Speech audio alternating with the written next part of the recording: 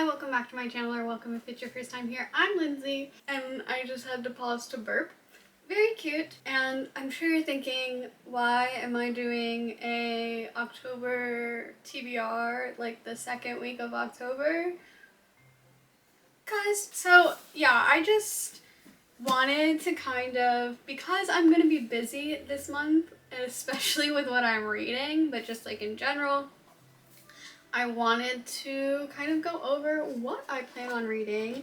Yeah, especially since I did like a whole TBR, physical TBR spinny wheel thing video. Yep, that was very articulate. I wanted specifically, because I think I touched on this a little bit in that video, how I would like kind of take a break from that TBR to read like witchy, spooky books during October, and I kind of wanted to touch on that. Last week I did do my September reading wrap-up, so that's kind of why this is this week's video. I think I need to start sitting closer to the camera because I've been noticing that it sometimes focuses on the ghost behind me, which is so fair, like star of the show, but no. So anyway, just also to give a little bit of an update on what I'm reading, and also to give me more time to read books, so I can do more reviews. So I thought this would be a fun video.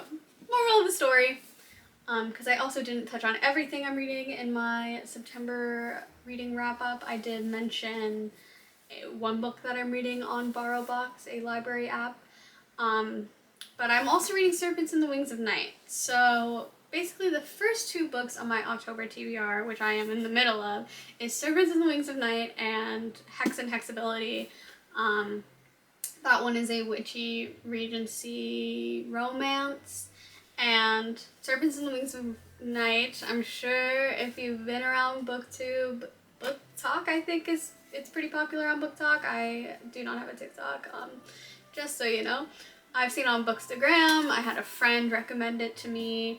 I did get this actually when I got two Twisted Crowns. I had read One Dark Window. I was like so in it, loved it, needed to read two Twisted Crowns immediately. So I went to the bookstore and it was buy one get one half off. And this was part of the buy one get one half off. So I was like, it's been recommended, let me get it.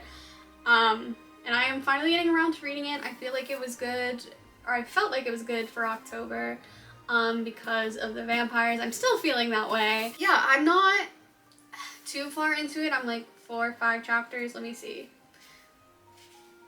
Oh, I'm on chapter 7. So I am a bit into it, but I am not super far to the point where I can say how I'm feeling about it, because I'm having a little bit of mixed feelings, but not in like a, I don't know if I like this, I don't know if I'm going to want to finish this. I do think I'm going to want to finish this. It's a matter right now of the pacing, but we'll see. But I am very interested by the world so far. So I'm definitely, and I do, like I said, I think this is a good October read for vampires, but I can't say a whole lot more because I'm not far enough into it. But Serpents in the Wings of Night was in my TBR video, so you probably still blue light on my face. I just opened my iPad to look at BorrowBox and see all the books that I am going kind of off the TBR, the physical TBR that I had, to kind of get into the October witchy, not necessarily witchy, all of these are witchy, but the October spooky spirit.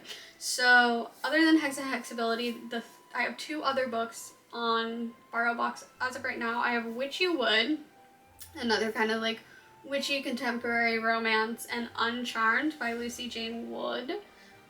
Witchy Wood is by Leah Amador, and Hex and Hexability is by Kate Johnson. So Uncharmed is, I believe, the second book in like this world by Lucy Jane Wood. I know the first one's Rewitched, and I did see that, like, I saw it on Bookstagram a bit, I saw it at the bookstore, like, displayed, so I don't know a ton about it, other than it is a popular, like, witchy romance.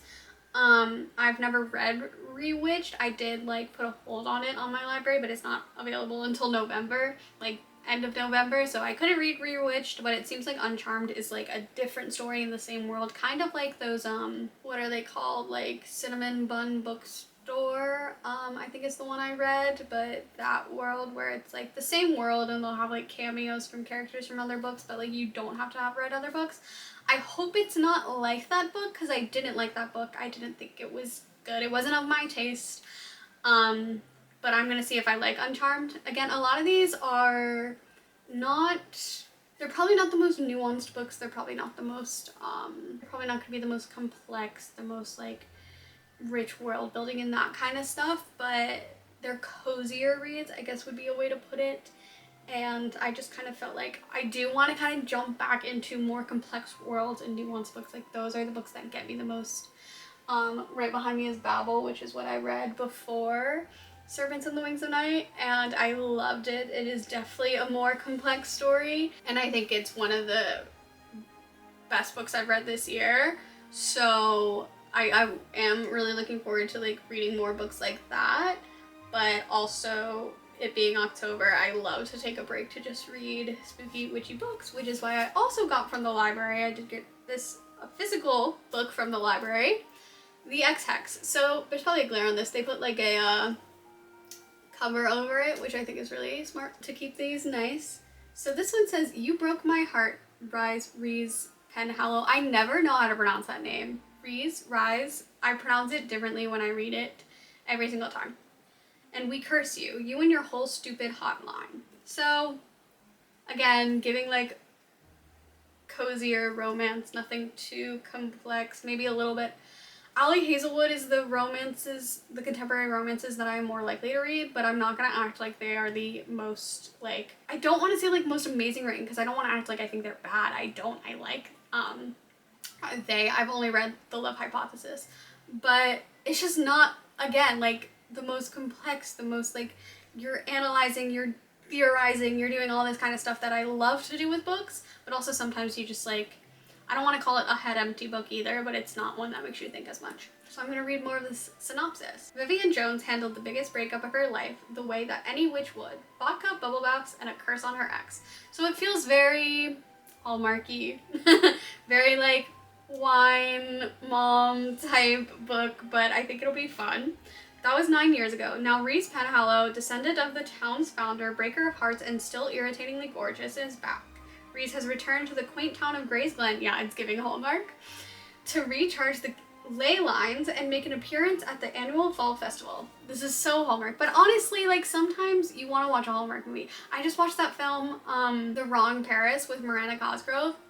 Do I think it was really bad? Yes. But I think I still teared up at one point. It was so Hallmark cowboy romance, but like, sometimes you just need like a, I don't want to think, I just want like a really stupid, like, and I hate to use that word, but it is, I think, a descriptor for what it is. It's not like, again, it's not complex, it's not nuanced, there's not subtext, there's not a lot for you to like analyze and that kind of stuff, but it is just like,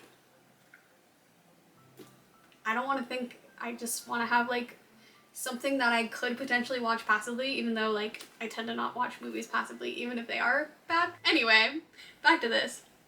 But when his every move results in calamity, Vivi realizes that hexing her ex might not have been so harmless after all. As the curse starts to affect the magic of the town, resulting in murderous wind-up toys and outraged ghosts and a surprisingly talkative cat, Vivi and Rise must put their personal feelings aside and work together to break the curse and save not just the town, but also Rise's life.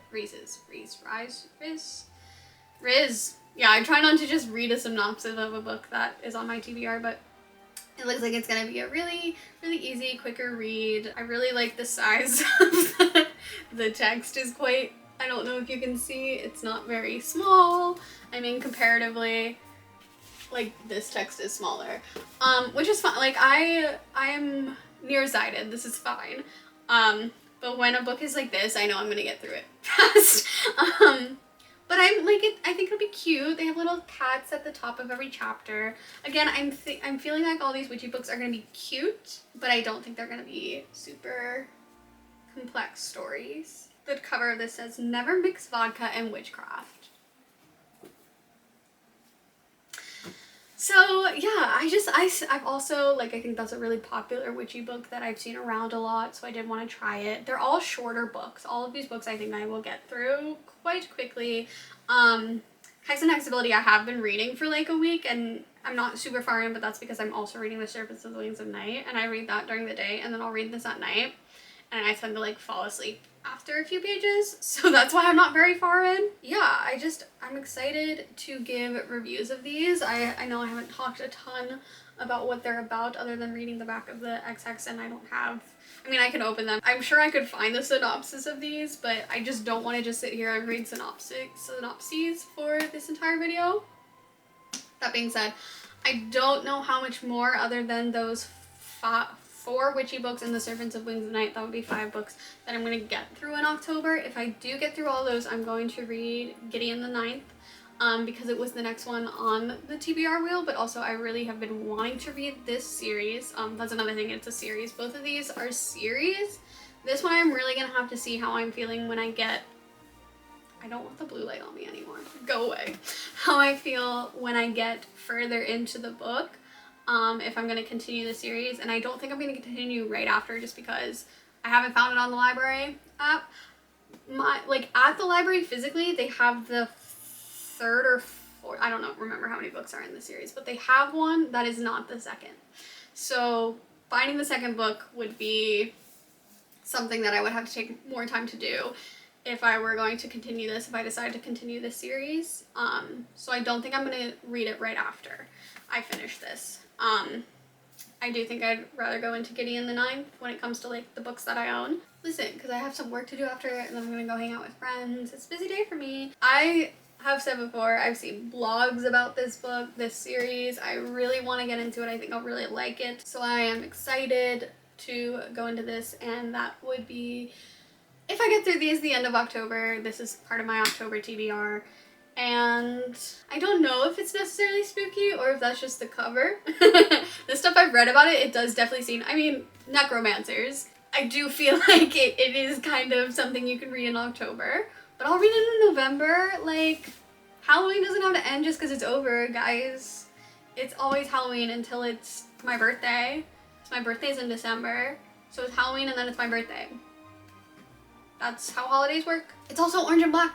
These are Halloween colors. I think I'm really gonna like Gideon. I think I'm really gonna like this book. It's been heavily recommended by friends as well. The next book on my TBR in general after that, I believe, if I remember correctly, was The Midnight Library. Not a spooky book. Was recommended by my aunt. And I just wanted to bring that up. That it is the next after Gideon the Ninth, because after that is the Raven cycle. Also not spooky, but there is a raven. I mean, it might have some spooky aspects, but there's a raven on the cover. So, and are they not just misunderstood? I'm scared of birds because they have the tendency to attack me since I was a child, for some reason.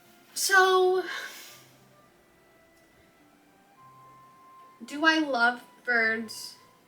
I like all animals. I just do want birds to stay away from me because I'm scared of them. That has nothing to do with anything. This was my October TBR, and I'm really excited to review these books. I don't know if I'll get to Gideon the Ninth in October. If not, I'll read it in November still, and then The Midnight Library, and then The Raven Cycle. Although, if I really like this series, I think this is more one I will have an easier time finding the rest of. If not, again, I will just do, I'll just, you know, be in, if I like a series, I don't like to stop in the middle of the series and read something else, but I have, and like been fine. So yeah, that is all I have for this video. Thank you so much. Please, if you like this, like and subscribe, and I'll see you next week. Bye.